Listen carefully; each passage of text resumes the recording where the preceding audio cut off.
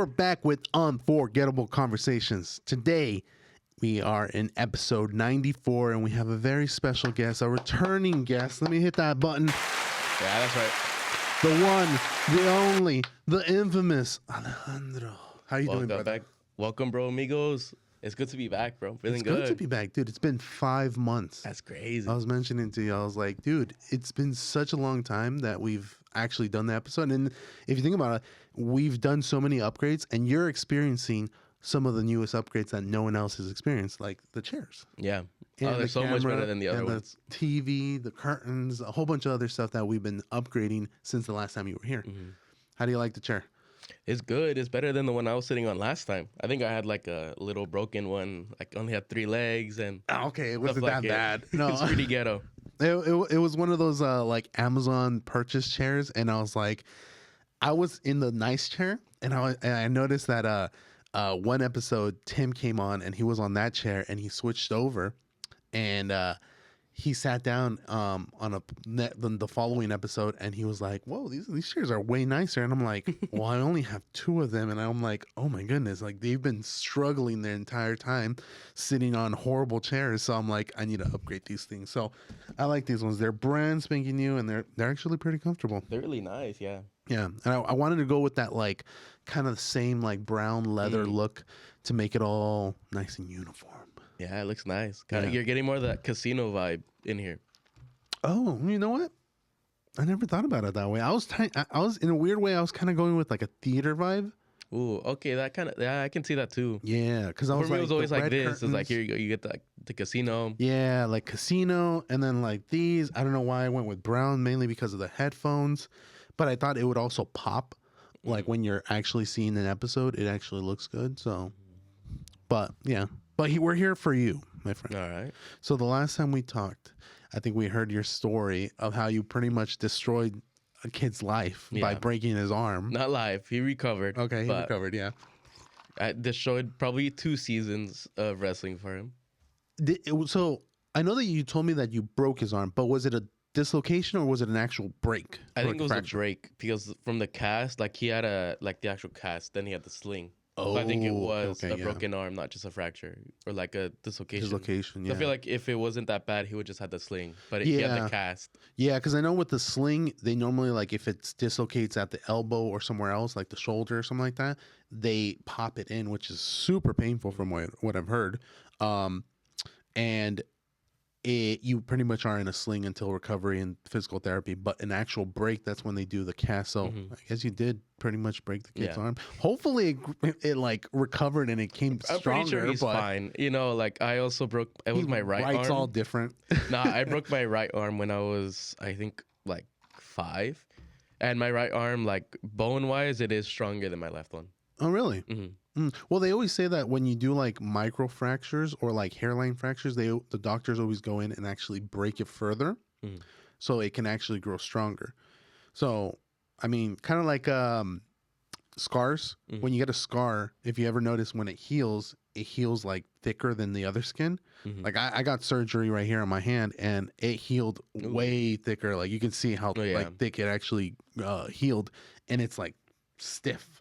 Compared to like the skin right next to it, it's like it heals better. So it's a weird thing. The body. That's the body, though. Yeah.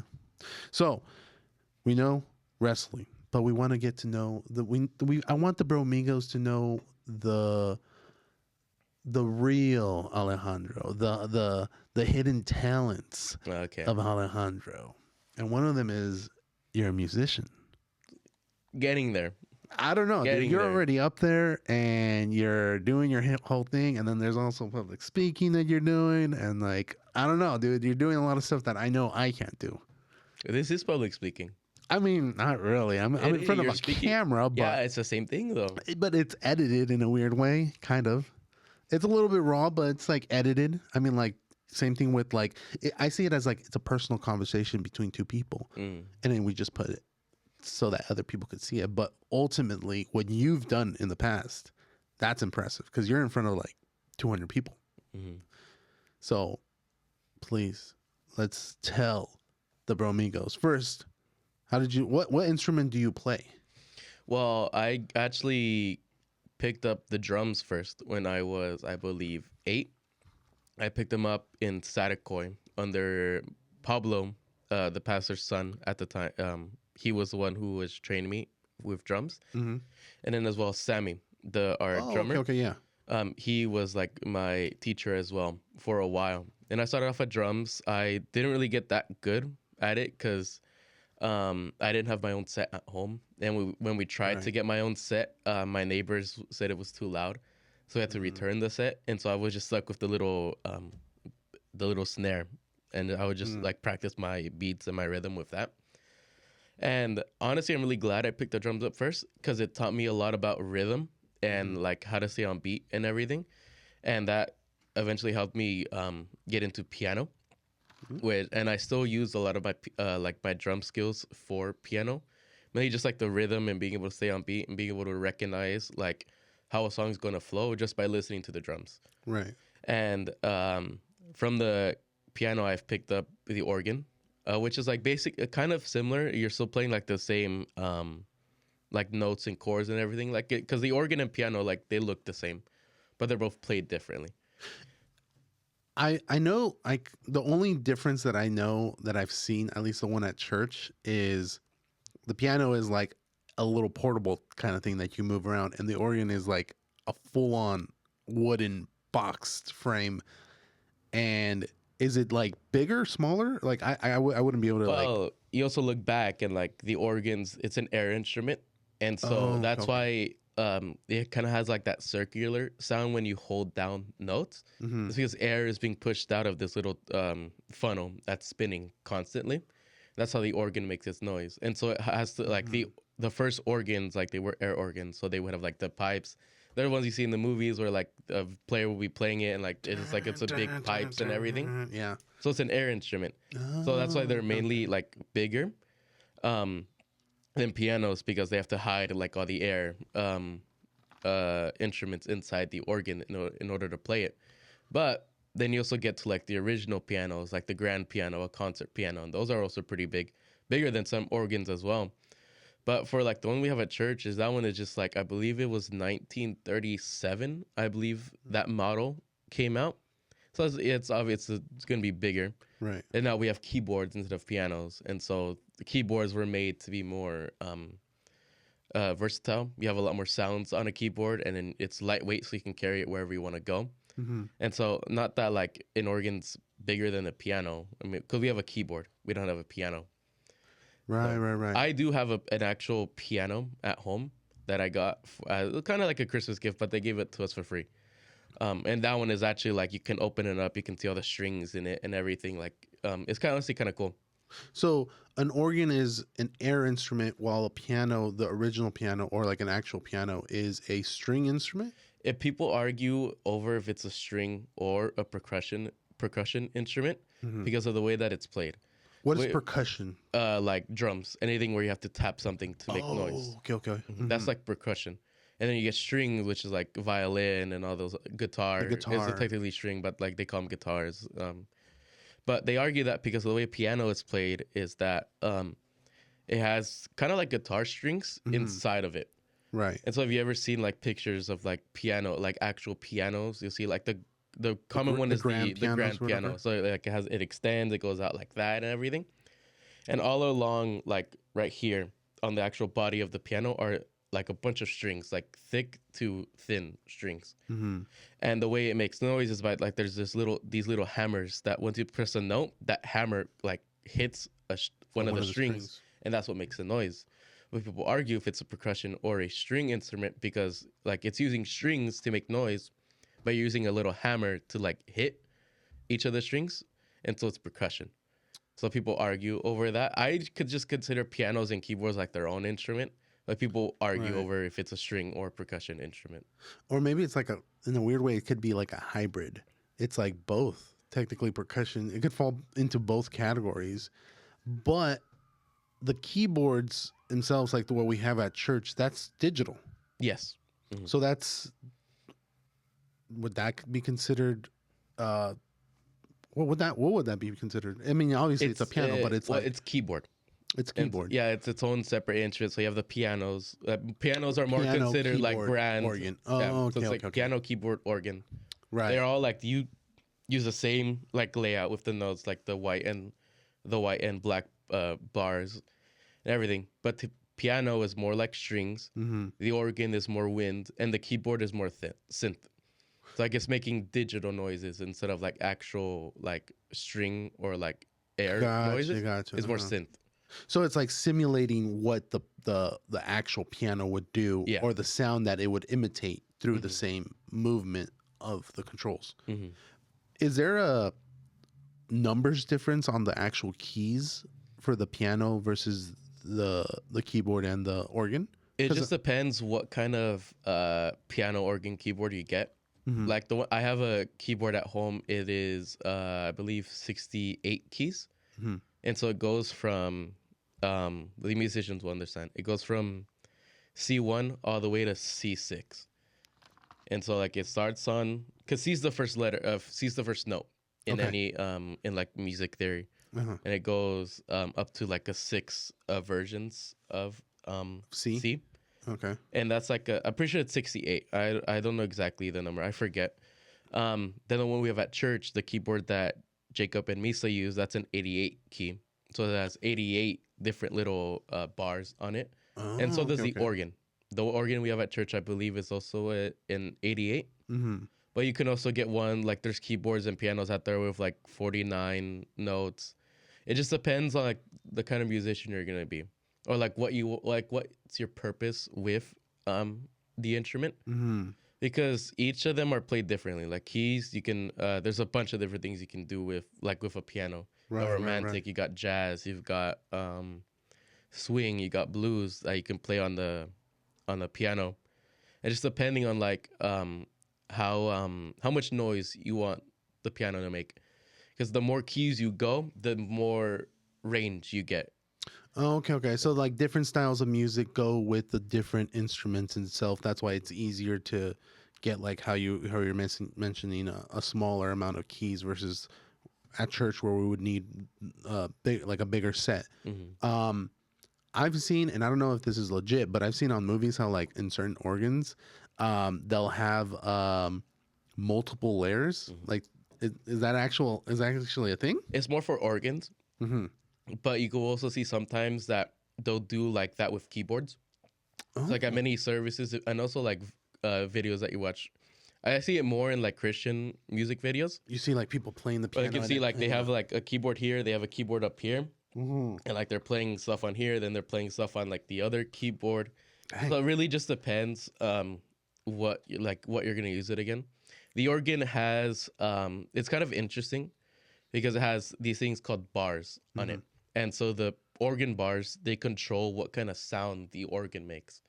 And so you have the first layer, which is the layer I use. It's the bottom layer. Mm-hmm. That one has its own set of sounds. And then you move up the second layer, and that one has its own set of sounds. Oh. So just depending like what kind of... And you're referring to the white keys versus the black keys? No. So you have like you have the white and black keys on one layer, then you have white and black keys on the second layer. Oh, so it's like in other words having it's like a whole other I guess piano on top of it. Gotcha. Oh. And it just comes down to like what kind of like song you're gonna play, what kind of sounds you want the organ to make. Because like for worship, there's like certain bars I use. They have numbers, and like if it's a fast song, I'll bring out certain bars to make the organ like better for faster songs. For slower songs, I'll take off some bars so the organ can sound softer. And I really only stick to the bottom layer because I have not learned the second layer yet. I'm slowly getting through the first layer. And then once I get the first layer down, I want to start messing around with the second layer. See what noises it can make and like how I can use it with worship and stuff like that. Gotcha. Who taught you how to play? Like the organ? The organ Rick. Oh, because he's the one that was always playing it before. Always playing it. So he was the one who showed me like, use this one, use like these keys, play in this like part of it. Then he showed me the bars, and then I've been going into like finding the original model of the organ, trying to figure out like what sounds each bar makes, like what, and like so that I can kind of like mix and match the sounds for specific songs. Mm-hmm. Like if it's a Spanish gospel song, you know, like they go like merengue, Where it's you like get that's like when that you go salsa super style, fast, and then you like get like that salsa style. Like there's fire fingers.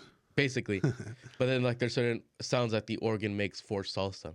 Then we can switch over to like a Christian contemporary song, where it's like more classic Christian, Mm-hmm. and I can switch it over so the organ can match that style. Oh, So really, okay. like you can customize the organ, or really like also the piano. You can customize any instrument really to like fit what style of music you want to play. And then I know that there's a smaller one. I know Danny used to have it. It was the synthesizer. It's a keyboard. That's a keyboard. Okay, that's just a smaller one. Mm-hmm. Oh, okay, okay. And you have the ones that are like they only do like one set. So there's 12 keys Right. on a they're called octaves, Mm-hmm. and so they include 1, 2, 3, 4, 5, 7 white notes and then 5 black notes. And so Also, that's it's small yeah, it's only compared to like it's like what you have. 12. Well, it's 13 technically, but they do 12 just to fit in all the notes, and then they're lettered. So they start off with C, D, E, F, G, then it goes up to A and B. Those are the Okay. 7 white ones, Mm-hmm. and then it starts like in that C, and that's like a whole other octave.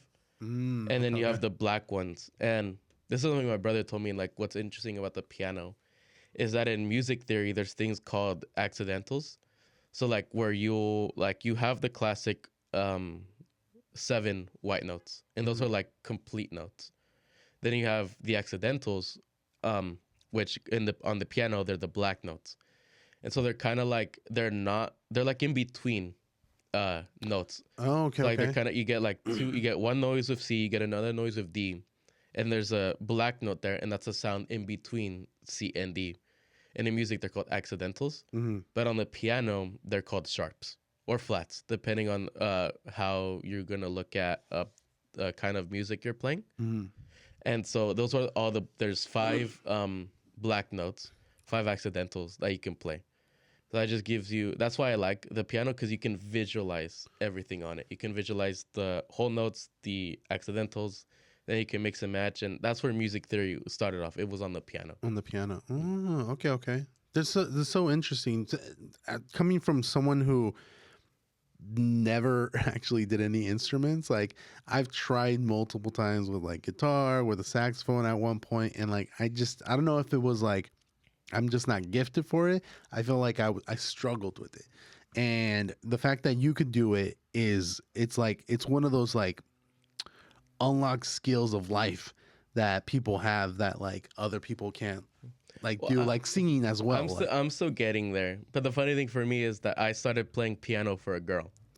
Really? So I learned piano for her, and then like it was a crush, nothing big, Right. but I learned it for her so I can play like songs. Cause like I see piano as one of the more romantic instruments. It definitely is. So I started yeah. learning how to play piano so I can play songs for her. Then lost sight of her and everything, but I was stuck with like everything I learned with You learned piano. the skill and you're like, let me pursue it. And either so I way. was like, let me just continue doing it. And so I did. And then I got the call from Jake, and he was like, all right, let's throw you on the organ. See, and that's where we are right now with him. Nice, nice, nice. Do you feel like one's more difficult than the other? Like the organ versus the piano or the keyboard? Well, keyboard and piano are basically the same thing. Okay, well, piano and the organ. Do you feel like there's a learning curve?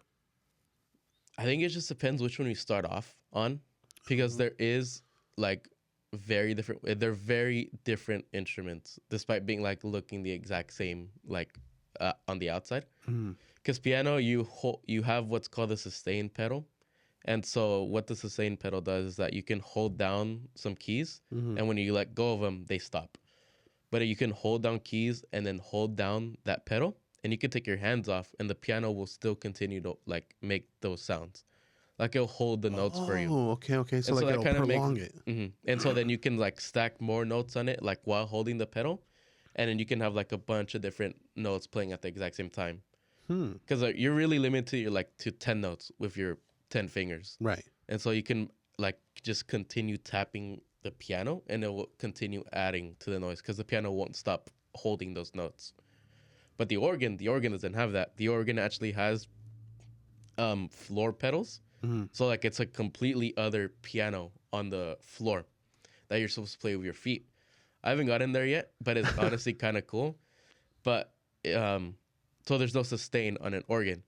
So with piano, with sustain, you can hold down a note, then move to the next one, and just be ready for it. But on the organ, you have to like hold on the first one, then already have your fingers ready on the second one to instantly switch. So your hands are never leaving the organ. On a piano, you can like press one note, take your hands off, and like the piano will hold it for you. You can move on to the next one, press it, it'll hold it for you. It's like, so you have some more freedom with it. But the organ is like you're never taking your hands off of the organ while playing. Organ. Oh, okay. And then it's like a full underneath where your feet for the organ. It's like 2 octaves. Oh, it's just 2 pedals? Well, 2 octaves. So it's 24 that are under there. Oh, so you can hit ultimately 24 different levers. Dang. Okay, so I know this is going to sound kind of crazy, but could you say that like it may be better for you to play the organ without shoes? A lot of people do. Oh, okay. I believe I've seen Rick a couple times. Actually, no, I don't. Rick keeps his shoes on. Misa takes his shoes off. Really? And plays the floor pedals with his feet. Because I mean, and technically, like, you obviously you're limited to however many fingers you have. Unfortunately, some people don't have the fingers. It's going to be more difficult for them. But playing it's so complex and it's so interesting because it's like, yeah, it's like you're riding a bike but learning how to use a calculator at the same time. That's why I'm like fascinated by it. But like the fact that you can play it, but then also I feel like a shoe would limit you, so you take off your shoe and now it kind of does, like your toe or something like that. This is more for me because I have a big foot, and so like I'll be like I don't use the floor pedals, not yet, so I have them turned off, but like I'll still be like messing around with them like with my feet, like trying to think of ways that I can turn them on to actually use them. But like the shoes do add a level of like they get in the way because they're like really, I believe they're like this thick down there. Oh, okay. And so like with my shoes, sometimes I'll step down and I'll be hitting 2 of them at the same time. Right. Which I don't want to do that. So it's easier to just take off your shoe because then you could just aim your foot better to just click on one at a time. I wonder if, because you know how like you said Misa normally takes his shoes off. Misa is a very potent person on like automotives. So he likes the standard vehicles, so manual. So if you think about it, he does that while he's driving too. Yeah. So you have one hand on the steering wheel, one hand on the gear shift, one on the pedal, the gas or the brake, and then the other foot on the clutch. So if you think about it, I wonder if you could like, I wonder if there's like a connection to it, like someone who knows how to use a stick shift can do the organ or learn the organ a lot more like smoothly than someone that just drives an automatic car. That's the thing with any, I guess, like instrument that's like a piano. You have to really learn how to separate every single one of your limbs from each other. Right. Because especially in classical music, you hear the piano goes all crazy. And that's because like they're able to individually control every single one of their fingers. And they can all be independent. So they go all completely playing something different, but they'll be playing together. For me, I haven't broken off of that yet. Like my fingers do like to, like if this hand goes down, this hand wants to go down too. If this finger goes down, this finger also wants to go down. Is there like hand exercises that you could do? There's one that I do like when I have free time. It's kind of weird. So you place off 5 fingers down and you lift these 2. It's hard because I have really bad control of my fingers. Yeah, that's difficult. And then you put them down. I wouldn't be able to play the piano. And then you lift up the other 3 without lifting up these 2. Oh man, so you're supposed to alternate tough. Like between them. Yeah. No. See, you're messing up. I'm messing up. I look like a spider that just got hit with raid. Practices at home, bromigos. Try to do, what is it, the wedding band finger and your index finger down on the table while the other 3 fingers float, and then switch over where your index finger and your ring finger are up. Oh, that hurts the hand. I feel like, I wonder if there's like, do pianists get arthritis? Probably. Probably, huh? I think I feel already you're have probably more carpal prone. tunnel. I'm pretty sure I already have carpal tunnel, just because I can't write for that long. And so I kind of like, if I start playing piano for like long periods of time, my hand will start to hurt. Mm-hmm. I think it's with anyone. I know there's some stories of like people whose fingertips actually start bleeding because they're playing the piano so hard.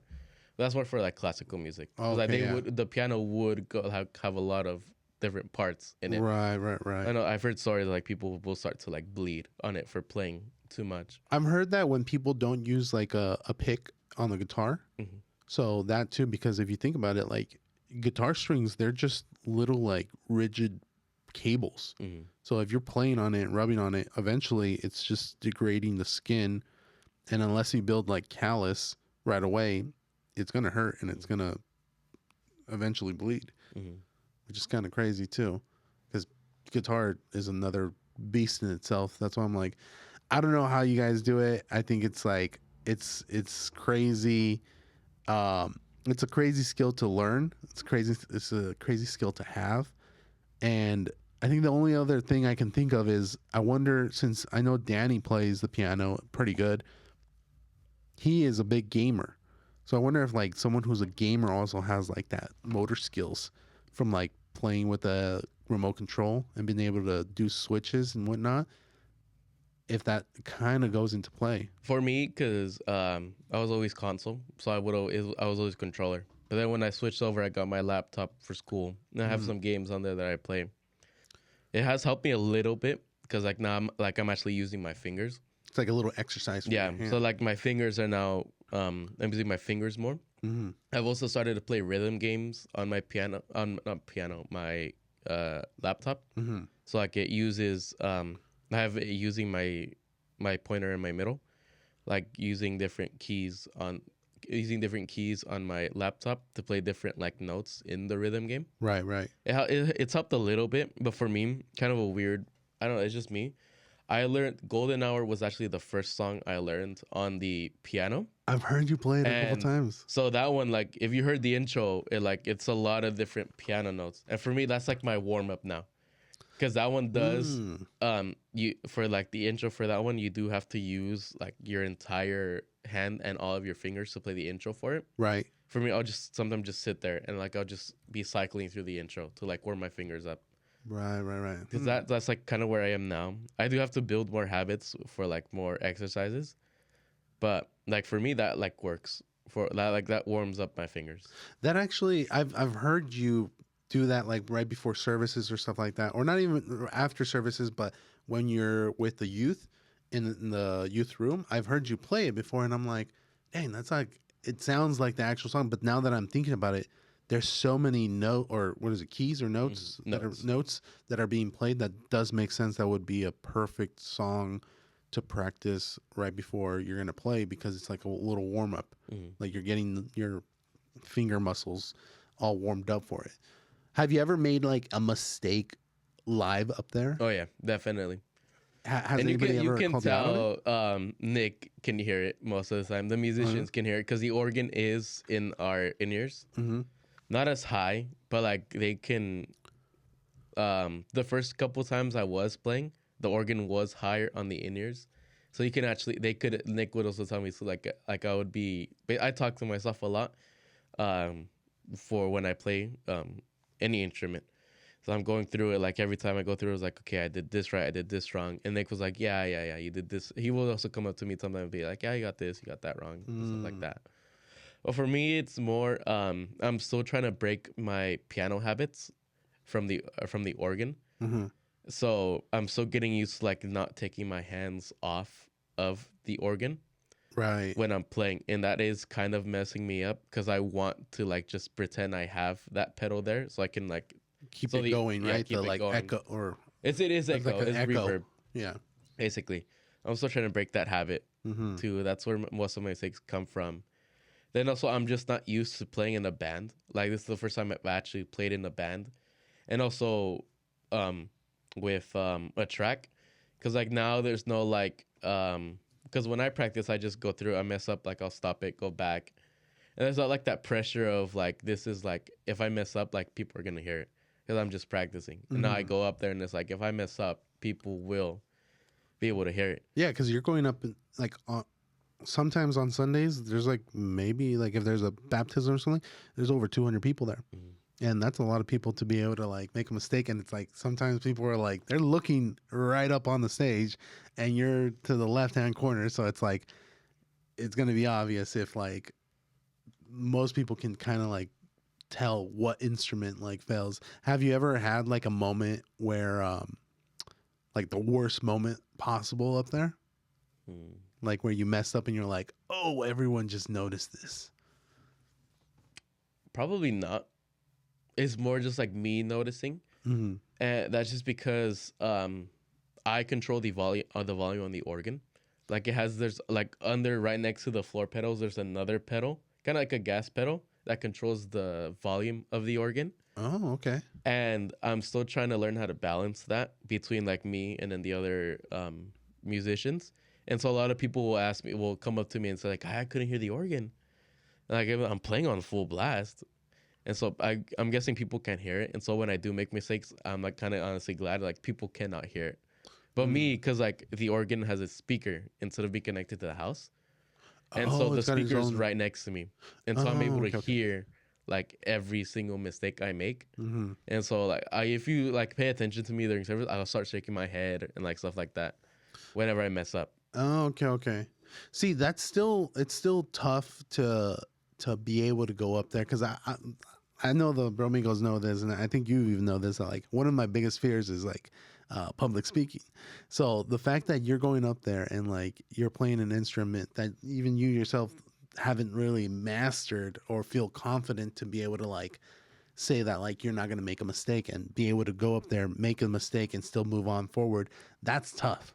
That takes like a skill in itself because I don't know how you've done it, and it's not the only time that you've done it up there. You've done it with like public speaking too. So, jumping into that or segueing into that, segue, bro? Yeah, do a little quick segue. Dude, you've gone up there multiple times, and some of your like, I guess, sermons / speeches have been like detailed, like really detailed. Or like even your testimony has been very detailed. And I want to know like how did you not only build that confidence for that, but prepare for that? But I guess just go straight to how do you get the confidence to go up there? First off, I just want to say thank you, Nick and Jacob, for giving me the opportunity to play on stage because I know I do mess up. I am the least experienced up there on that stage. But you still trust me. So thank you, Jake and Nick. Yeah, shout out to them. Shout out to them. But for speaking like that, I don't know like when it started because I'm not one to like to give presentations like at school. Like, well, at least when I was starting off, like before I started doing it with like the church, I was like, I always hated when we had to present something. Right. I always hated getting up there in front of people and like stuff like that. But, and even when the first time I did it, because I do remember the first time I did it, it was, well, my testimony. And then like the first time I actually gave like a lesson in front of other people was for the youth takeover service we had like 3 years ago, I think, where me, Tim, and John went up and gave our own little 5 spots. But I think like for my testimony, I just say it's like God. It's just God giving me that peace and like that confidence to be able to go up and speak. I've always had a strong voice. You know, I think I get that from my dad. My dad has a pretty strong voice, and I feel like I've inherited that from him.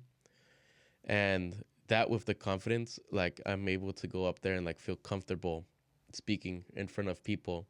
And even now in college too, I've been a public speaking class. Even my professor is like, "You're really good at like." It comes naturally to me, and for me, that's a gift that God gave me. I can't point out like a time in my life where like I sat down and actually practice to like speak and like try to practice on my public speaking skills. They just one day like they were there, like as if they were always there, and I just finally unlocked the ability to use them. And I feel like that was around the time I gave my testimony.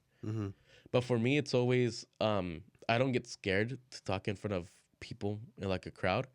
For me, it's more the fear of do I know what I'm speaking about? Because ultimately, I can give my testimony. That one's easy because that was just me. That's speaking off of me. Mm-hmm. But once I go up there and like the couple of times I've gone up there and to give lessons, it's like I'm speaking off the word of God and I'm speaking to his sheep basically. And if it's like if I don't know my stuff and I speak wrong, first off, they're gonna go out there thinking like what I spoke was true. Mm-hmm.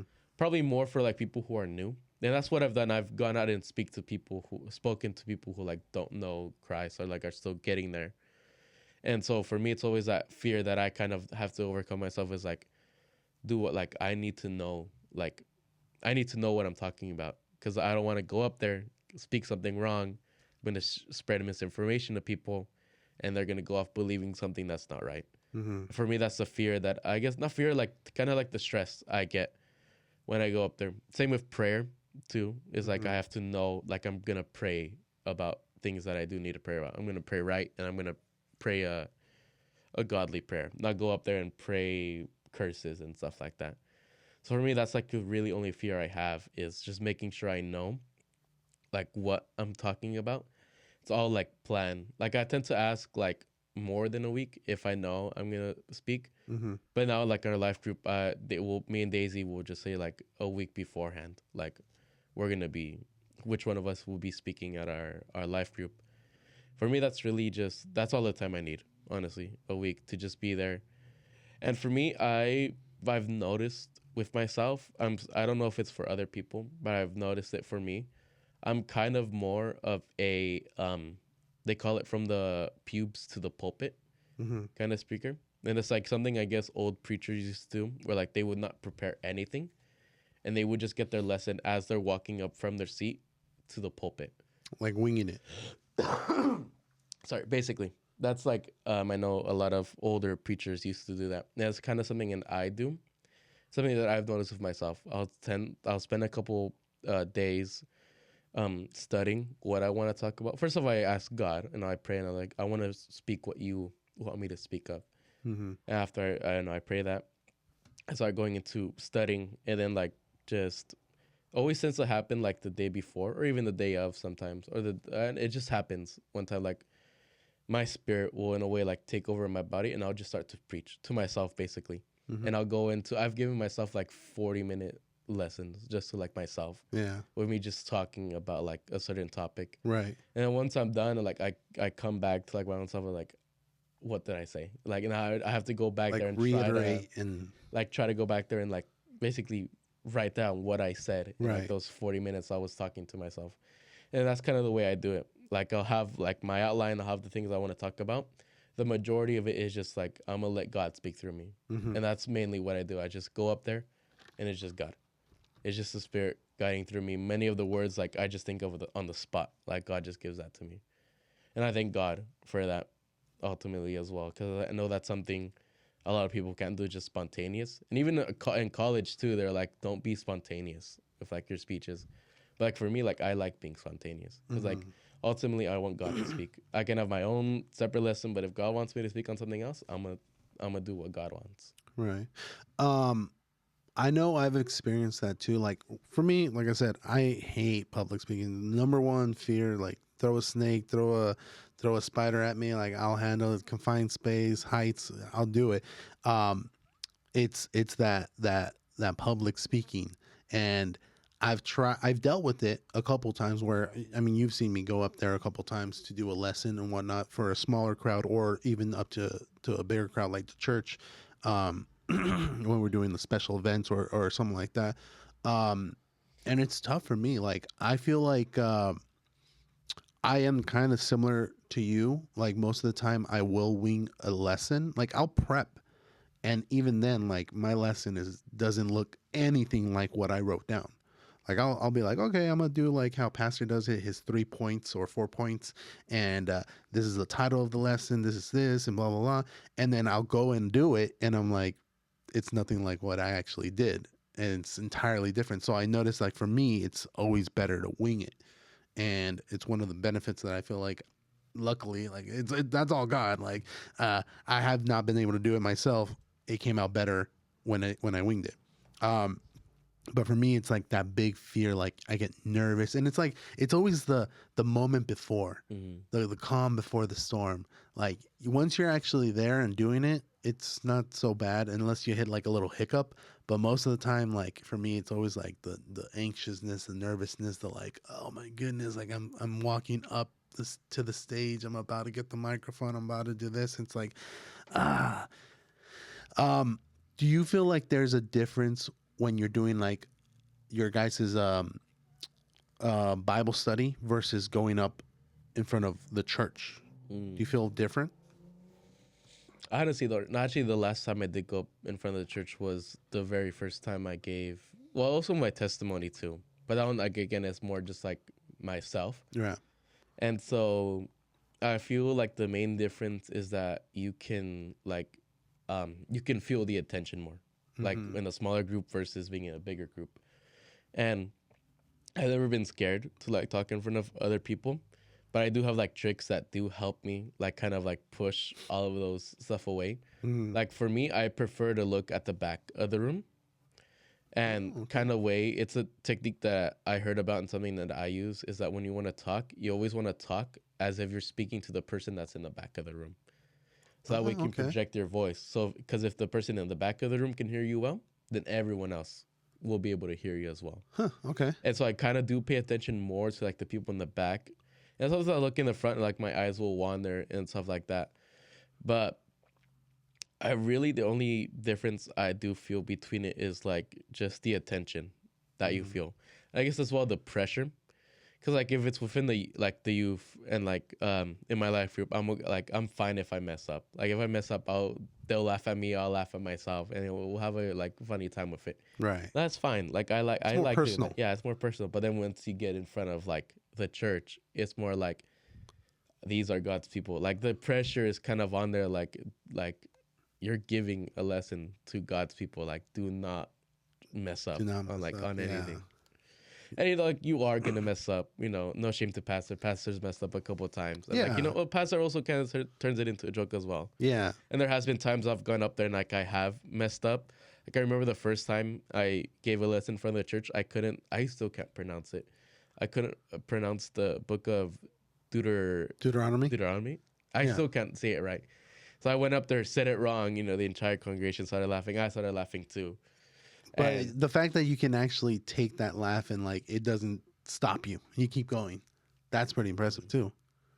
Yeah, I like for me, I like having fun. For me, I find it's a privilege and an honor. Like it's not something I'm forced to do; it's something I get to do. And so I get that honor from it, and I have that. It's kind of like peace to be like I'm doing this because God's letting me do this, and so I'm going to take advantage of it. I'm gonna like do it to the fullest, because other people they don't have the chance, or the other people they do it like out of force. But for me, I get to do it, so I'm gonna have fun doing it. I'm gonna have and I'm gonna enjoy doing it. Yeah, that's good. That's good. I think I'm gonna steal that trick if I ever have to go back up there again. I'm gonna steal that trick where you're speaking to the person all the way in the back. Because I've heard all the other tricks where it's like, imagine the crowd naked, but I'm like, I don't know if I can do that. Yeah. Especially at church. But there's been like other tricks here and there, and I know like throwing in a joke right before kind of like loosens everybody up, like kind of breaks the ice. But I've noticed where I've taught a smaller crowd and a bigger crowd, in a weird way, there you have to teach two different ways. Because the bigger crowd, it's like, yeah, you're more like all eyes on you, but a lot of people are like, they might be on their phone, they might be talking to someone, they might just have sat down, and it's like, oh, okay, like we can kind of get away with it, like you're kind of like the person in the background. And with the smaller crowd, even though it's more personal, I feel like you can make it more like everyone's emphasizing, like they're looking at you, they're paying attention to all your mannerisms if you're doing something, and you can take advantage of that. Because when I do a lesson, like the last time I did a lesson for the youth, I did it was very interactive. So it was like, I'm not only gonna like teach the lesson, I'm gonna have everybody teach the lesson with me. So it's like that way it kind of takes that like fear away from it, where it's like, okay, I don't have to be afraid because now Alejandro is being part of my skit and I'm teaching the lesson about Moses, and he's Moses now. So he's Moses. I'm talking about Moses' story, and we're gonna go from there. And then the burning bush, like Tony, you're gonna be the burning bush, even though you're not gonna do anything. Like just be the burning bush or something like that. So it's like stuff like that where you're kind of robbing the fear away by adding it to other people in a weird way. That's kind of like my strategy. So I think it's a lot more personable. Yeah. But all in all, it's still impressive how you're able to do your lessons, because I feel like even though you're saying that sometimes you've winged it, they're so detailed. Like I feel like me winging a lesson is simple and like straightforward, and I'll end it as fast as possible. You've done some where it's like if you winged it, it looks like you winged it for like a week, like or a month almost. So it's pretty impressive how you've done that before. Well, for me, it's always I remember the first ever prayer, like I sent up to God with like faith.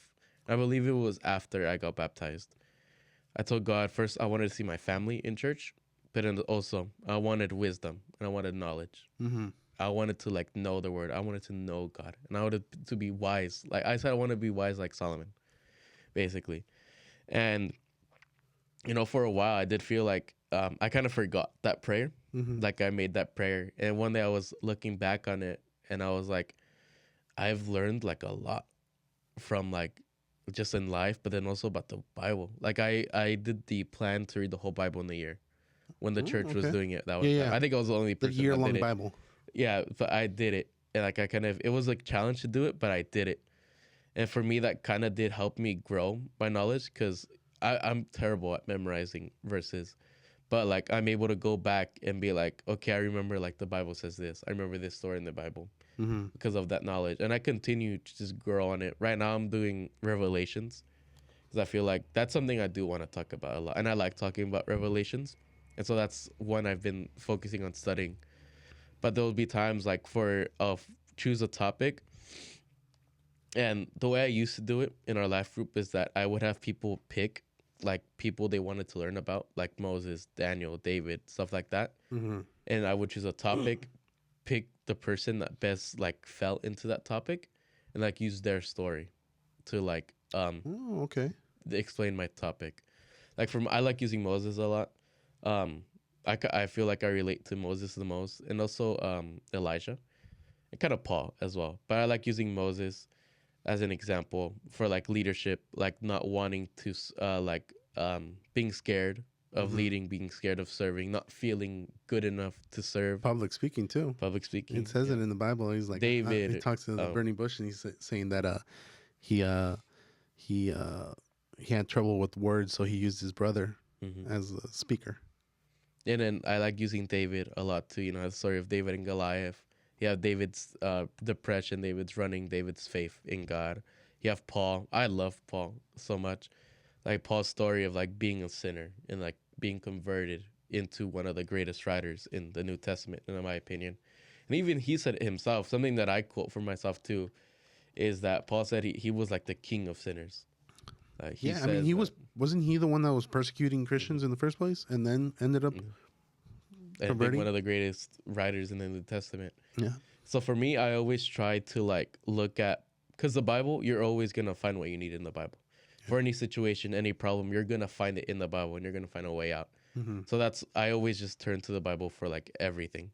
So I'll pick a topic and like I'll think about it. It's like, okay, who's gone through this, or like what Bible story has gone through this?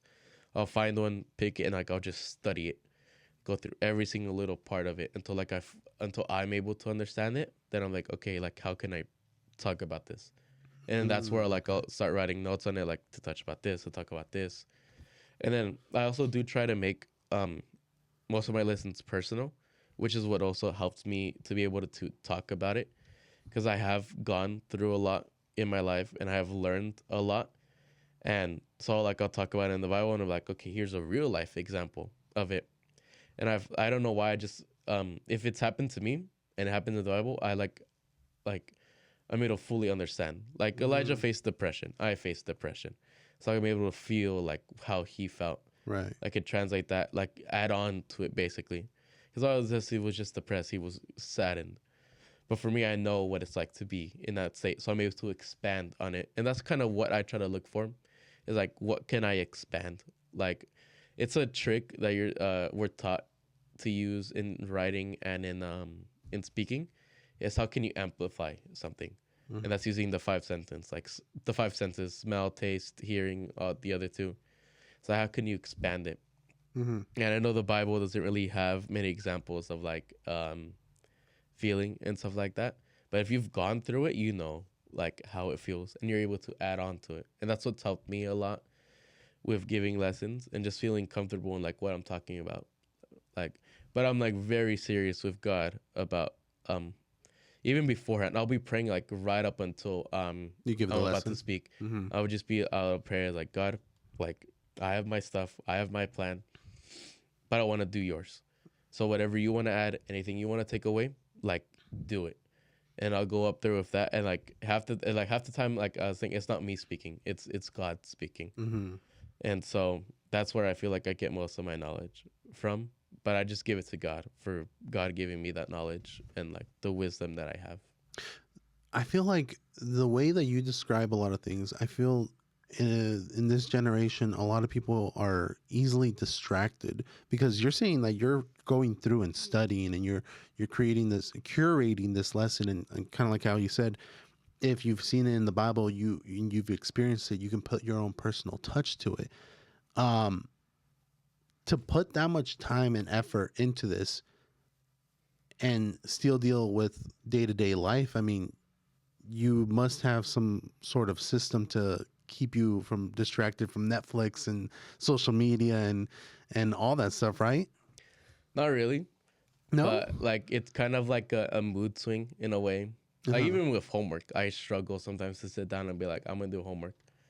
And for me, like for homework, I have my own like system that works for me to make sure I can sit down and actually do homework. Mm-hmm. But what's always worked for me, and like, because I know it's hard to like sometimes sit down and like to pray, sit down and like to read the Bible. Right. And for me, it's always what's helped me was wanting to do it. Because again, going back to like it's a privilege to be able to speak, right, to be able to give lessons. But as well, it's also a privilege to have the Bible. It's a blessing to have the Bible. Yeah. And so that's why I always talk about topics that I'm really interested in. Like right now, it's Peter. Mm-hmm. And so I've been studying Peter a lot, like who he was, what he did and everything. And that really helps me to be able to like sit down and actually be able to read the Bible is if I'm like passionate about something I want to learn about. Mm-hmm. And so back then when I wanted to learn about Revelations, I read all the Revelations. When I wanted to learn about, there was a time I wanted to learn about like how Jesus acted. I read all 4 of the Gospels. Oh, okay. And for me, it's being able to like pick a topic, like, because every day, like I feel like like when I wake up, like I'm a completely new person. I have like that sleep reset in a way. Gotcha. And so it's like today I wake up like, okay, what do I want to learn about? Like, what does God want me to learn about? And so I'll sit on that for a while, and then I'll find something like, okay, cool, I'm gonna read about this, and like I'll study it and like I'll read it. But for me, it's like there's a lot of cool things in the Bible. There's a lot of cool things the Bible talks about. Like there's stuff that interests me, mm-hmm. and like once I get really interested in it, I become like a nerd in a way. Like I'll go through it and like I'll study it, and that kind of helps me to like actually sit down and like not be distracted by anything else. Right. But also for me, it's also like respecting God's time. Like when I tell myself I'm gonna sit down and read my Bible, I'm going to read the Bible because like, it's like it's my time with God. Yeah. So I'm not gonna forsake that. I'm not gonna like go on my phone when like I'm reading. I'm gonna like sit down and actually like take in the Bible and like the Word of God. And for me, like I think it's mainly that is like the respect I have for God and for the Word that will like make me like sit down and be like, okay, I'm gonna put all my time and my focus into this, and once I'm done with it, then I'll go on my phone. But right now, I'm gonna dedicate time and I'll be like, I'm gonna read the Word. And you've even taken steps to that because I mean, for a bit you were off of social media, huh? Mm-hmm. So you like because you just recently got back on it, which I was like, I remember when we did the episode the last time, I was like, hey, what's your handle on Instagram? Because I can't find you. And you're like, oh, I'm off. And was it hard to get off the first time? Like get off of Instagram and get off the social media? Well, it was technically like my second time doing it. I had to give an Instagram up for a fast. Oh, okay. Daniel And fast? yeah, it was like only a week though. And so that wasn't like that hard. But I wanted to get off of it. You know, I was heading into it was I started in February before my birthday. Mm-hmm. February 2nd I started. Um and I basically I was kind of like in a spot where I was starting to struggle in a lot of things, like with my reading time, my praying time, and also like with school. And so I was like, like social media is really a big distraction for me right now. I basically sat down and I prayed and I told God, I don't want to get back on social media or like anything like that until I'm in a place where I'm comfortable with you, where I'm comfortable with like the amount of time I'm praying, the amount of time I'm reading, the amount of time I'm like dedicating to like other things. And so that's kind of like the prayer and like the mentality I went into it. Mm-hmm. And the first couple of weeks it was honestly really hard because like sometimes I would just like it was kind of like a ghost. Like I would open up my phone and like my fingers like muscle memory, like where my Instagram app is, like going straight there, and like I would click, it's not there. I would put my phone away. Like again later, I'll be back. It's like Instagram's still not there. And then it was a struggle for a while, and ultimately what ended up helping me a lot was also deleting my account, because at first I had just disabled my account, right? But then I went back in and I actually deleted it, and that kind of like took away like all of like the urges for me to get back on it. Okay. Well, because Instagram I think gives you like a 14-day window, right, to like reactivate your account after you're gonna delete it. It's like those last 14 days, it was kind of like I could feel like the temptation of it. Like, let's go back on it. right. I was like, no, I'm not gonna go back on it. Like I told God, like I wanna set myself right with Him, like dedicate my time better. And but after like those 14 weeks work, it was just like easy. I just lost that urge, even with YouTube as well, because I kept YouTube. That's social media, but like I kept YouTube. But even like the time I would spend on YouTube started to go away as well. I was really only using it for either music or like piano Research or something like lessons, that. Yeah. stuff like that. And so after that, it was like really just easy. I really did prefer not having social media, Yeah. because it kind of did take away the stress of just stress in general. Took away stress a lot, because like now social media is like a full just stress field Mm-hmm. of everything's happening. People are talking about this, people are fighting about this. And so just to Political be disconnected, stuff, all that stuff. yeah, just to be connected from all of that was honestly like a blessing. And it really did help me get connected back with like everything that I wanted to be connected with. But then also the one thing that did suck about it was I was out of the loop on like everything. Mm-hmm. And so people would be doing stuff would be happening, and then like they would tell me, oh, like this is happening. It's like, really? Since when? It's like, oh, it was been happening for a while now. I was like, when did it start? Or like they posted on Instagram or something. It's like, oh, well, I don't have Instagram. And so I know for a while I was just kind of out of the loop on everything. Like, I didn't know anything that was happening. And like especially with like the people at church, I would get caught up on everything that was happening like on Sunday. Because that's when they would be talking about it. And that was kind of like me like taking it like, oh, this is happening, so and so's happening, like stuff's happening. Yeah. But for me that was probably like the biggest challenge. Like I was disconnected from everything. And then once I got back on it, now I'm connected with everything again. I know too much now, and honestly, I wish.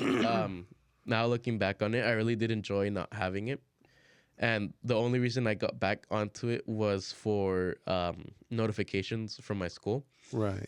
because like everything, they post everything on Instagram, and like that's how they keep people updated. It is on Instagram. Like they don't really use email that much.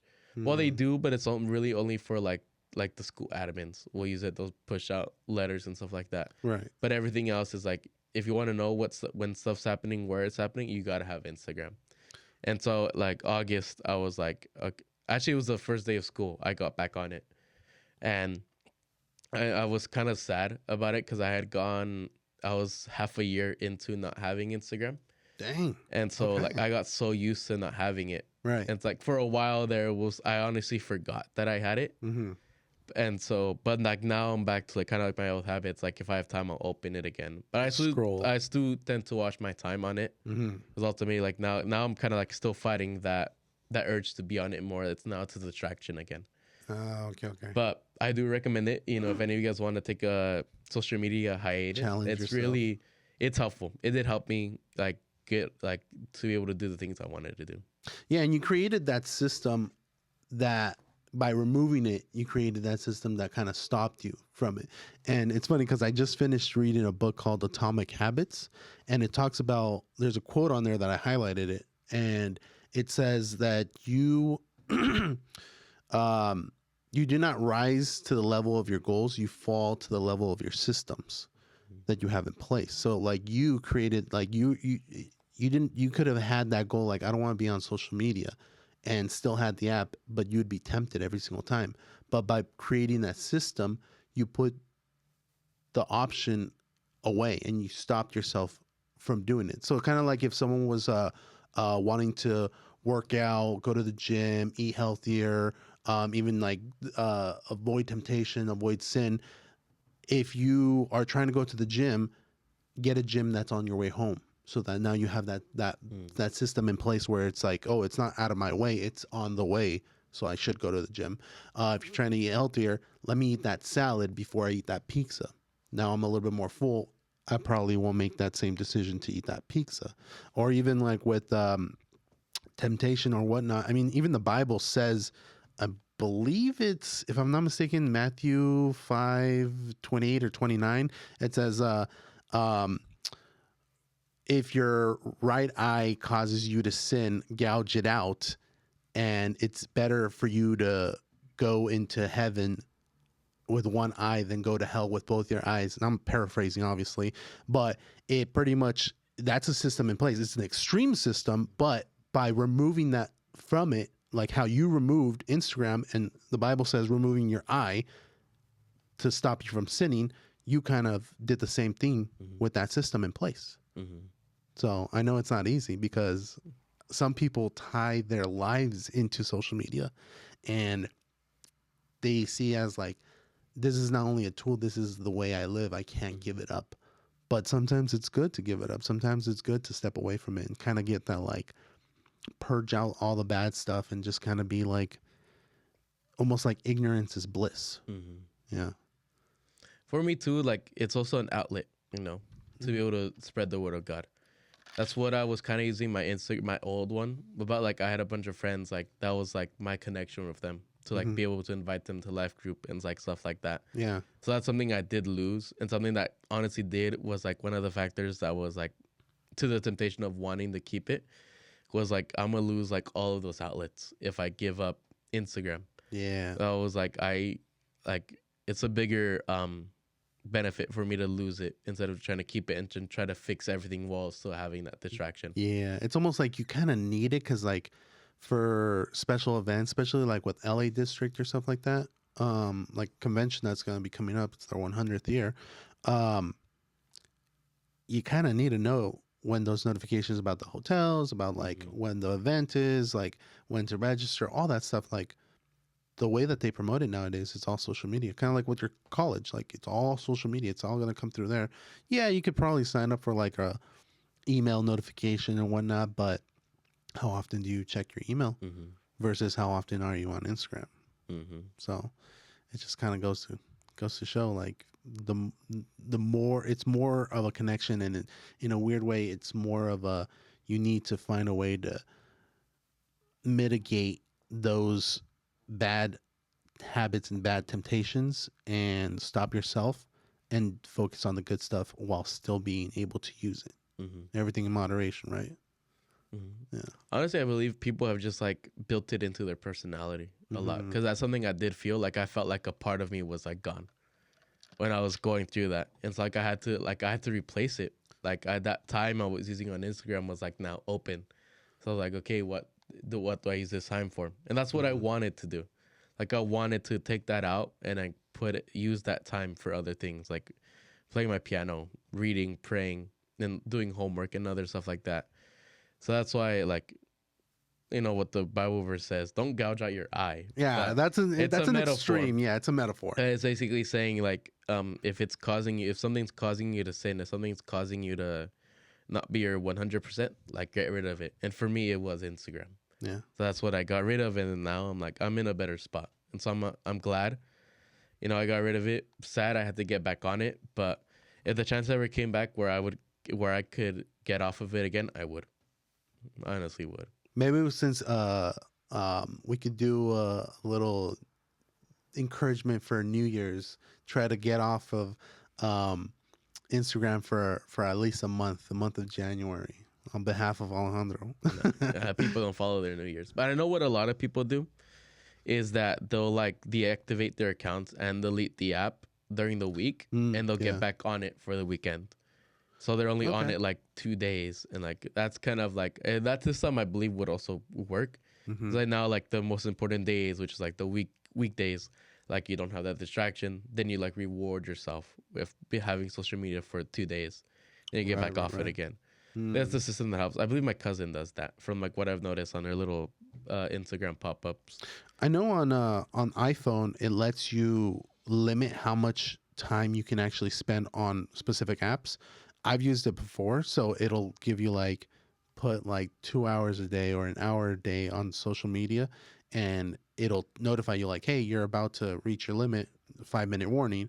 And then at that point you have to make the right decision and be like, okay, I'm off. Or at that point you making the wrong decision is turn it off and then keep going and being on social media. But another strategy that I've done is like whenever I'm doing like specific like lessons or work, I'll use the iPad over here, and so I only use that specifically for writing and nothing else. So there's no Instagram, there's no anything, Snapchat, Facebook, all that stuff, even YouTube. Unless I'm like looking it up through Safari or something like that, through Google, I don't have the app on there either. It's just like Microsoft Word, Notes, and then like some other stuff. But for the most part, I just try to focus on using that just for writing. Yeah. That's good. Yeah. And I think that's a good place to finish it off. We hit an hour, and I know that you're going to be having to go to work soon. Go to work. Yeah, we had to do this early episode. But Alejandro, thank you again for coming. We have to do this again. If you're down, we have to do this again. You told me 100. I know. And we're at 94, so a couple more episodes and bring you back on. It did take you 5 months to get me back on, though. That's true. Let's try to make it sooner. And whatever you want, bro. Just reach out to me on Instagram. All right, let's end this.